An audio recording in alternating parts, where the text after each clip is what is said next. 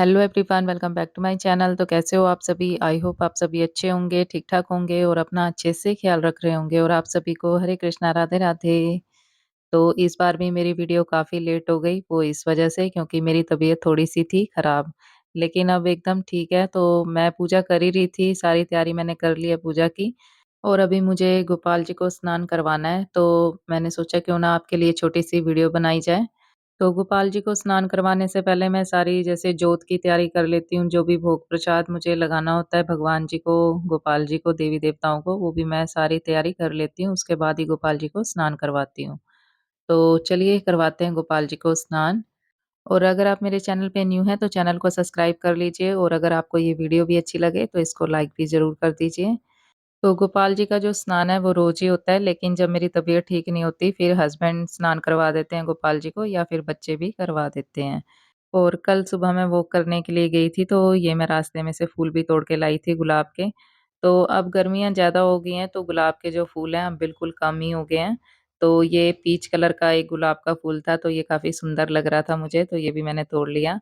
और ये जो इंग्लिश रोज़ होते हैं, ये देखने में तो काफ़ी सुंदर लगते हैं और काफ़ी सारे कलर्स में भी आते हैं। तो पीच हो गया, व्हाइट हो गया, पिंक हो गया, रेड हो गया, तो काफ़ी सुंदर-सुंदर कलर में ये जो फ्लावर होते हैं इंग्लिश। पर लेकिन मुझे इनकी एक बात नहीं अच्छी लगती क्योंकि इनमें जो है खुशबू नहीं होती बिल्कुल भी।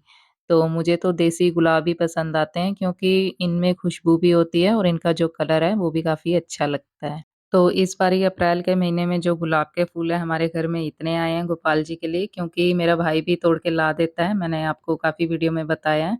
और इस बारी तो मैं यहाँ से भी तोड़ के लाती रही हूँ क्योंकि वो करने जाती थी और फूल तोड़ के ले आती थी गोपाल जी के लिए। तो फूल तो काफ़ी सारे हुए हैं इस बारी गुलाब के, पर लेकिन अब इनकी जो क्वांटिटी है वो कम हो गई है क्योंकि अब जैसे-जैसे गर्मी बढ़ रही है तो ये जो गुलाब के फूल हैं अब अच्छे से निकलते नहीं हैं, बस इक्के-दुक्के से ही निकलते हैं।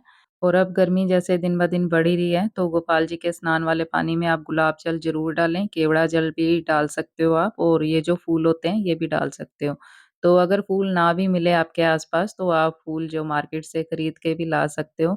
तो मुझे जब तक यहाँ से आस-पास से फूल मिल जाते हैं, तो मैं ले लेती हूँ, नहीं तो अगर नहीं मिलते, तो मैं गोपाल जी के लिए जो फूल मार्केट से भी मँगवा लेती हूँ।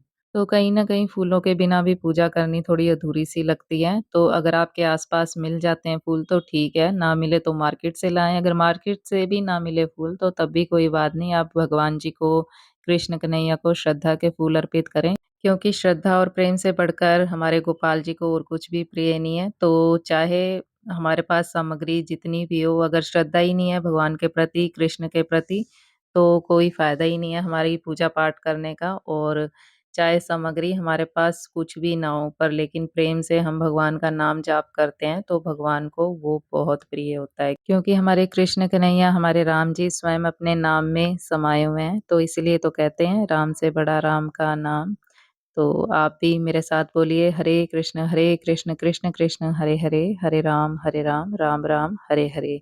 तो हरे कृष्ण महामंत्र का जाप आप कभी भी कर सकते हो, कैसे भी कर सकते हो। तो चाहे आप तुलसी माला पे जाप कर सकते हो क्योंकि महामंत्र का जो जाप है वो तुलसी माला पे होता है। तो अगर आप माला ना करना चाहते हो तो आप दिन में जैसे कोई भी काम करते हो, कुछ भी करते हो, चाहे नहाते-धोते हो, रसोई में खाना बना रहे हो या कुछ भी काम कर रहे हो, तो आप ये जो महामंत्र का जाप है करते रहें। हरे कृष्ण, कृष्ण कृष्ण हरे हरे, हरे राम राम हरे हरे।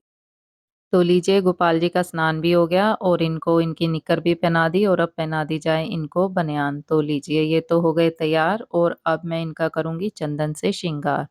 तो इनको पहले विराजमान कर देते हैं।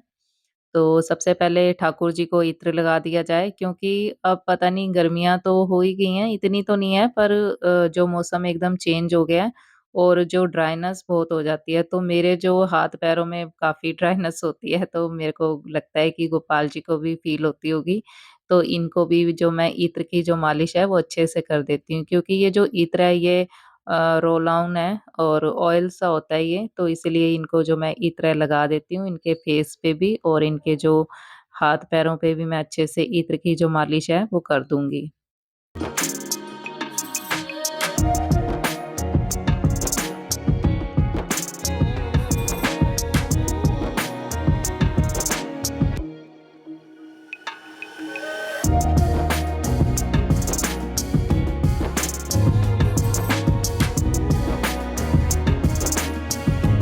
और अब गोपाल जी का, ठाकुर जी का कर दिया जाए चंदन से श्रृंगार, तो थोड़ा-सा मैं अष्टगंध चंदन लूँगी और इसमें थोड़ा-सा मिक्स करूँगी मैं गोपी चंदन।